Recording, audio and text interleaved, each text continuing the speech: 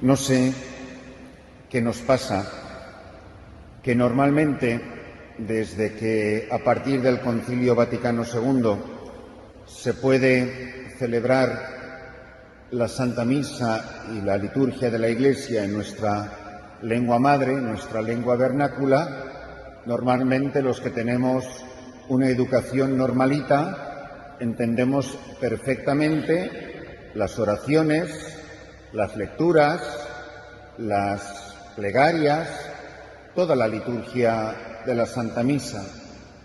Pero llega un evangelio y unas lecturas de la palabra de Dios, tal como las que hemos proclamado hoy, y de repente a todos se nos olvida el español.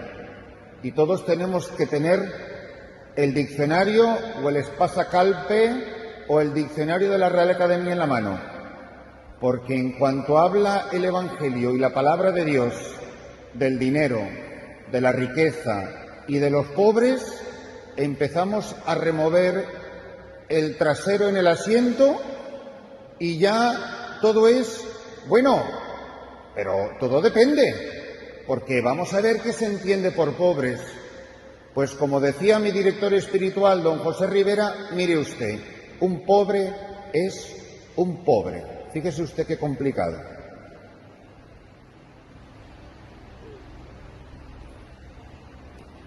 Escuchamos las lecturas de la palabra de Dios y nosotros tenemos que seriamente preguntarnos si de verdad nos creemos lo que hemos escuchado, o es que Jesús se explicaba tan sumamente mal que somos nosotros los que tenemos que explicar lo que Él debería de haber dicho, lo que en realidad quiso decir, o que si hubiera vivido en nuestro tiempo lo hubiera dicho de otra manera. Pero la palabra de Dios es hoy, es ahora, es una palabra eficaz, es una palabra que no cambia y que ilumina las vidas, la existencia de todos los hombres y mujeres de todos los tiempos en la historia de la salvación. La palabra de Dios se proclama en la Iglesia para que mi vida se alimente, tu palabra me da vida, el pan de la palabra, para nutrir nuestra vida espiritual. La primera razón por la cual se proclama la palabra de Dios, el banquete de la palabra, Dios alimenta el alma, la fe, la vida de su pueblo, en la primera parte de la celebración, en la proclamación de la palabra, para alimentarnos. La segunda razón por la cual se anuncia, se predica la palabra de Dios, es para que mi vida cambie. Lo decía ayer, lo repito hoy, porque lo predico con mucha frecuencia. Es bastante frustrante para un sacerdote, primero en su propia vida y después en la vida de las gentes a las que pastorea, porque si un niño lo alimentas y lo alimentas y lo alimentas y el niño no crece, lo que tienes es no un niño, sino un enano. Una persona que se alimenta y no crece es un enano. Y si tenemos enanos, en vez de una parroquia, deberíamos de poner un circo. Si nosotros no estamos permitiendo que la palabra de Dios nos haga crecer en la estatura de Cristo Jesús, la palabra de Dios no nos hace cambiar, crecer es cambiar, la palabra de Dios no está produciendo fruto en mi vida. Y uno de los frutos es las palabras del profeta, las palabras del apóstol, las palabras del Evangelio. Las palabras del Evangelio, las palabras del apóstol las entendemos perfectamente, porque Dios quiere que todos los hombres se salven y lleguen al conocimiento de la verdad. Y sobre todo en este párrafo que hemos proclamado, de lo que nos habla abundantemente, es algo con lo que ninguno de los que estamos aquí esta noche tiene problema. Es la oración. Ahí sí que me siento yo a gusto. No lo voy a discutir yo, que orar no sea importante. Y rezar, más o menos, mejor o peor, rezamos todos. El problema es que la oración tiene que ayudarme a que Dios me revele quién es Él, quién soy yo para Él y quién soy para los demás y quién son los demás para mí. Me revela la verdad de Dios y la verdad del hombre. Es ahí donde le conozco, ahí donde experimento su gracia, donde conozco su bondad. La palabra de Dios, que nos habla de la importancia de la oración, nos ayuda a descubrir que en el mundo en el que vivimos existen terribles injusticias y terribles desigualdades. Y la Iglesia tiene que estar, la Iglesia que somos todos, tiene que estar en la vanguardia de la obra de la justicia. Hay muchas cosas de las que nuestro Señor Jesucristo no habla en los Evangelios. Hay cosas de las que habla muy poquito, no porque son más o menos importantes, sino porque los Evangelios no son el catecismo de la Santa Iglesia Católica, son el fundamento del catecismo. Y sin embargo, hay muchos otros aspectos de los que Jesucristo continuamente está hablando y de las que hay tantas parábolas. Quizá os sorprenda que la parábola que más veces se repite en los Evangelios es la parábola del sembrador, que aparece 4 veces en los 3 Evangelios sinópticos y en San Lucas 2 veces. ¿Cómo será de importante esa parábola, que aparece 2 veces en el mismo Evangelio? Una palabra que tiene que producir fruto. Y una de las razones por las cuales la semilla no produce fruto es por el apego a las riquezas. Vamos a ver, en español, en castellano, ¿qué es lo que hay que explicar? ¿Qué es lo que hay que discernir? ¿Qué es lo que hay que aclarar cuando Jesús termina el Evangelio de hoy diciendo: no podéis servir a Dios y al dinero? ¿Cuál de esas 7 palabras necesitan aclaración? ¿La palabra podéis? ¿La palabra Dios? ¿O la palabra dinero? Pues que me vais a decir: hombre, todo depende de lo que usted entienda por el dinero, pero vamos a ver, porque cuando salimos de aquí todos entendemos lo que quieren decir las palabras. Yo, al servicio de quién estoy, ¿qué es lo más importante? ¿Qué es el centro de mi vida? Mirad, para que algo no sea verdad, un sacerdote puede estar aquí de pie y decir: esto no es verdad. Hay otras maneras de que un sacerdote diga que algo no es verdad, y es simplemente no decir nada.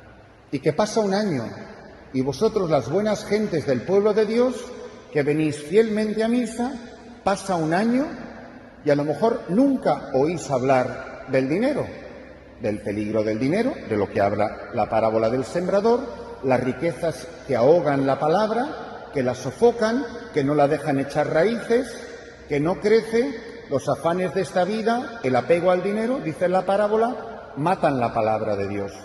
¿Por qué no crezco yo en la vida espiritual? ¿Por qué la palabra de Dios no produce fruto en mi vida? ¿No será por el apego que tengo al dinero? Yo no sé cuántos ceros tienen vuestras cuentas del banco, y no es asunto mío, porque lo importante no es cuántos ceros tenga la cuenta del banco, sino el apego que tengo. Si estoy apegado, si estoy aferrado, si no comparto, si eso me da seguridad, si mi tranquilidad viene precisamente por el extracto del banco que me llega a final de mes, no es cuestión de ser muy rico. Todos conocemos a gente que es mucho más rica que nosotros. El peligro no estriba solo en la cantidad, sino el apego, que me da un estatus social, porque todos sabemos quién está un escalón más arriba que yo y quién está en un escalón más abajo que yo. Por eso la parábola de Dios, el mismo profeta nos habla de algo incluso mucho más peligroso, en los que estoy seguro todos pensamos que somos completamente inocentes. Pensémoslo 2 veces, porque la palabra de Dios es para ayudarnos a cambiar. Habla de la injusticia, del abuso del pequeño. Qué difícil es abusar de una persona más importante que nosotros. Qué difícil es abusar de un hombre o una mujer más rica que nosotros, o más poderosa, o más influyente, o con un apellido más rimbombante.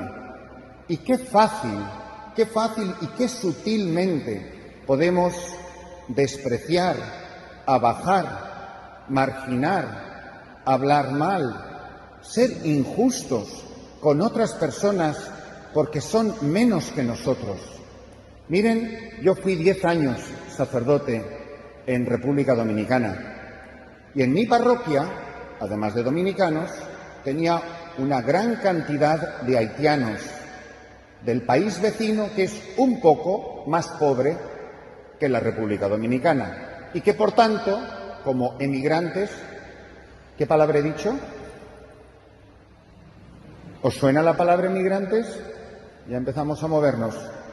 Que vienen a cortar la caña de azúcar en la República Dominicana. Yo mandaba un camión a buscar a estos haitianos a las plantaciones que eran parte del territorio de mi parroquia, para facilitarles el transporte de lugares dificilísimos por carriles de lodo y de barro. Enviaba un vehículo para que pudieran venir a misa, porque también ellos tenían derecho a los tesoros de la Iglesia, de la liturgia, de la palabra de Dios, de los sacramentos.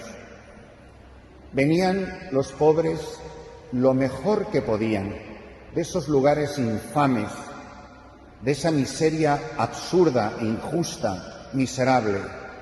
Todos eran empleados de una de las familias, si no la familia más rica de la República Dominicana. Y, por supuesto, muy católicos y muy amigos del señor obispo, del señor cardenal y del señor nuncio, que eran los únicos que bautizaban a sus hijos, porque aquí iba a ser un pobre párroco para bautizar al hijo de don fulano. Cuando esos haitianos entraban en la iglesia por la puerta principal y buscaban un sitio para sentarse en cualquiera de los bancos, los dominicanos se cambiaban de banco para no estar sentados al lado. Y luego iban a comulgar tan devotamente, como dice la segunda lectura, elevar plegarias a Dios. Os cuento un ejemplo de un sitio muy lejos, de dos grupos étnicos que quizá no tengan mucho que ver con vosotros aquí esta noche, pero no hace falta muchas neuronas en la cabeza para que nosotros nos miremos muy mucho a nosotros mismos y nos preguntemos si somos justos o somos injustos. Muchas veces la caridad, la generosidad con la que damos a la parroquia o a Cáritas o al padre Christopher, que está de misionero en África, muchas veces la caridad es la anestesia con la que inyectamos nuestra conciencia y cubrimos nuestras injusticias. Somos muy generosos con un misionero y a lo mejor pagamos un sueldo bastante miserable a un empleado que a lo mejor no vive en las mejores de las condiciones. Obviamente no os conozco de nada, con lo cual no estoy hablando de nadie, pero cada uno tiene que permitir que esta palabra de Dios penetre en el corazón y en su vida, porque eso es materia de esa garita que es el confesionario. ¿Soy justo con mis trabajadores, con mis compañeros de trabajo? No si les regalo la ropa que me sobra de mis hijos. Si soy justo, si están justamente remunerados, protegidos, amparados, no solo porque me lo exige la ley, porque me lo exige mi conciencia, me lo exige que yo pueda venir aquí a ponerme de rodillas y a recibir su cuerpo y su sangre. Porque al final de la vida no nos van a preguntar cuántas comuniones recibimos. Nos van a decir: ven bendito de mi Padre, porque tuve hambre, porque tuve sed, porque estaba en la cárcel, porque estaba desnudo. A mí me lo hiciste. Cada uno que piense en su vida laboral, en su servicio doméstico, en sus empleados, en la fábrica, en la oficina, en la universidad, donde quiera que se desarrolle nuestra vida. La vida cristiana se desarrolla 1 hora, más o menos, los domingos en el templo. Y todas las demás horas de nuestra vida cristiana son de esas puertas hacia afuera. No soy católico solo cuando entro por la puerta de la iglesia. Soy católico siempre, a todas horas, y esta palabra está para iluminar mi vida. Yo, mis hermanos sacerdotes, nos lo tenemos que preguntar muy seriamente. ¿Cómo vivimos, cómo actuamos en justicia?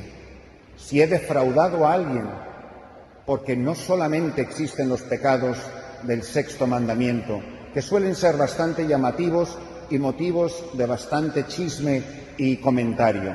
Hay muchos otros pecados de muchos otros mandamientos de la ley de Dios que nos vendría bien que nos paráramos a pensar, volviendo la vista atrás, si hemos sido mujeres, hombres justos con aquellos con los quienes interactuamos, y que pensemos honestamente si nosotros como cristianos compartimos en justicia los bienes que se nos han dado y de los que el Evangelio hablaba hoy. Somos administradores, no dueños, que de lo que me hayan dado a lo largo de toda la vida, aunque te lo hayas ganado con el sudor de tu frente, de hasta el último céntimo, daremos cuenta al dueño de la mies. Benditos nosotros si, escuchando esta palabra de Dios, descubrimos una llamada a la conversión, una llamada a la justicia, una llamada a descubrir nuestra relación con los hombres, nuestros hermanos, para que, siendo justos con ellos, demostremos que amamos a Dios amando y siendo justos con nuestros hermanos.